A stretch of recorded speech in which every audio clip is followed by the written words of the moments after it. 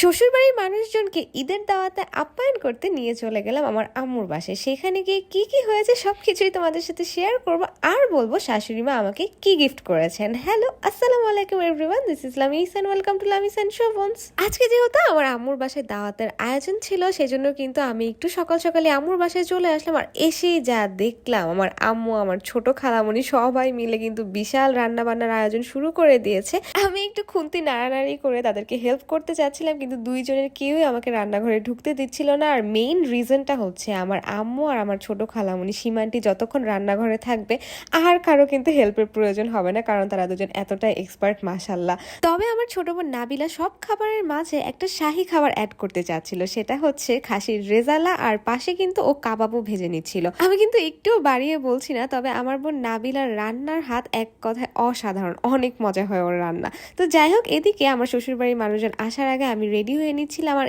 এই সুন্দর শাড়িটা কিন্তু আমার শাশুড়ি মা আমাকে রোজার ঈদে গিফট করেছিল, যদিও তখন এটা পরা হয়নি, কারণ আমার এটার সাথে ম্যাচিং জুয়েলারি কোনো কিছুই ছিল না।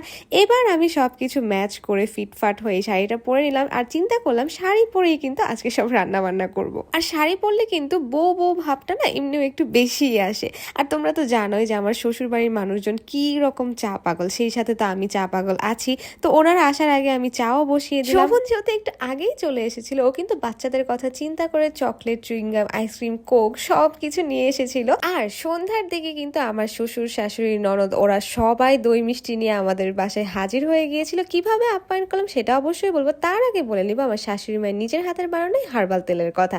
খাঁটি নারকেল তেলের সাথে 30টি প্রাকৃতিক উপাদান দিয়ে কিন্তু এই তেলটা বানানো হয়। যেসব আপু ভাইয়াদের অনেক চুল পড়ছে, যাদের চুলে খুশকি রয়েছে, যাদের চুল লম্বা হয় না কিংবা ঘন না, তারা চাইলে ইনবক্সে বা উপরের দেওয়া নাম্বারে ক্যাশ অন ডেলিভারিতে অর্ডার করতে পারো। আচ্ছা, মা বাবা আসার পরে নাবিলা প্রথমে যেই কাজটা করলো, সবাইকে ঠান্ডা ঠান্ডা লেবুর শরবত দিয়েছে, কারণ যে গরম, শরবতের উপরে কোনো কিছু নাই। তারপরে আম্মু আর নানুকে দেখলাম তারা বিশাল ব্যস্ত হয়ে গিয়েছে এই কাঁঠাল ভাঙা নিয়ে। আর এই কাঁঠালটা একটু স্পেশাল, কারণ এটা আমার শ্বশুর শাশুড়ি মা আসা উপলক্ষে আমার আম্মু কিন্তু গ্রাম থেকে আনিয়ে রেখেছিল। তো যাই হোক, সব কিছু সুন্দর মতো সাজিয়ে আমি কিন্তু আসলে মা বাবা সবার সামনে সার্ভ করে দিচ্ছিলাম। আরেকটা কথা হচ্ছে, আমি যেটা সব সময় বলি সেটা হচ্ছে, খাওয়া দাওয়া কিন্তু কোনো দাওয়াতে মেইন ব্যাপার না। যে জিনিসটা আমার কাছে সব থেকে বেশি ভালো লাগে, আমি পার্সোনালি যে জিনিসটা এনজয় করি, সেটা হচ্ছে এই যে আমার শ্বশুর বাড়ির মানুষজন থাকবে, আমার মার বাসার মানুষজন থাকবে, সবাই একসাথে বসে আমরা আড্ডা দিব, গল্প করব, সুখ দুঃখের কথা শেয়ার করব। এই বন্ডিংটা না আমার কাছে ভীষণ পছন্দ। আর এদিকে দেখো, তোমাদের সাথে কথা বলতে বলতে কিন্তু আমার চাও একদম রেডি, কারণ আমি জানি আমার শাশুড়ি মা পোলাও মাংসের থেকে বেশি যে জিনিসটা পছন্দ করবে সেটা হচ্ছে চা। চা নাস্তা সবকিছু রেডি করে দিয়ে আমি আমার সুন্দরী মায়ের সাথে একটু ছবি তুলে নিচ্ছিলাম। আর আমার আম্মু কিন্তু অতিথি আপ্যায়ন অনেক বেশি পছন্দ করে। অবশ্য এটা আমাদের জন্য নতুন কিছু না, ব্রাহ্মণবাড়িয়ার মানুষজন কিন্তু অতিথি আপ্যায়নে একেবারে 100তে 100। আমরা কিন্তু গেস্ট আসলে খুবই পছন্দ করি। আম্মু এদিকে গরুর মাংসটা চুলায় বসিয়ে দিল, কারণ এই মাংসটা আসলে অনেকক্ষণ আগেই রান্না করা হয়ে গিয়েছিল। এদিকে আমি কিন্তু শোভনের সাথে কথা বলছিলাম, ছবি তুলছিলাম।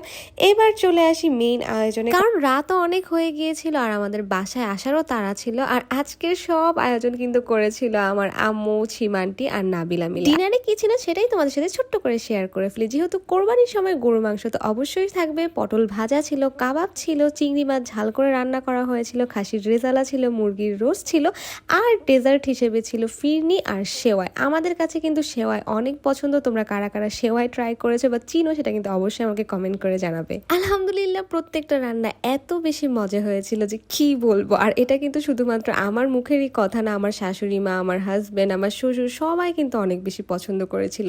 এদিকে রুষামণি আর পূর্ণতা কিন্তু একসাথে খেতে বসে গিয়েছিল। আর রুষার সামনে যখনই ক্যামেরা ধরা হয় ও হচ্ছে পোজ দিতেই থাকবে, মানে এত দুষ্টু হয়েছে ও। সব শেষে কিন্তু শোভন, আমি আর বাসার মানুষজন খেতে বসে গিয়েছিলাম, কারণ শোভন হচ্ছে এর মধ্যে রেস্ট নিচ্ছিল, তাই ওকে আর কি ও ডিস্টার্ব করে। সবার সাথে একত্রে খেতে বসে আমার যে কি ভালো লাগছিল, কারণ আমার অর্ধেক ঈদ কেটেছে শ্বশুর বাড়িতে, অর্ধেক ঈদ কাটছে এখন মায়ের বাড়িতে। মানে এই ফিলিংসটা আসলে বলে বোঝানোর মতো না। আলহামদুলিল্লাহ, আল্লাহর কাছে অনেক অনেক শুক্রিয়া যে সবকিছু এত সুন্দরভাবে সম্পন্ন হয়েছে। আর ফাইনালি আম্মুর হাতের এই ফিরনি না খেলে কিন্তু আমার ঈদই হবে না। তো আজকের মতো ব্লগ এই পর্যন্তই। কেমন লেগেছে তা অবশ্যই জানাবে। Thanks for watching. টাটা, বাই বাই, আল্লাহ হাফেজ।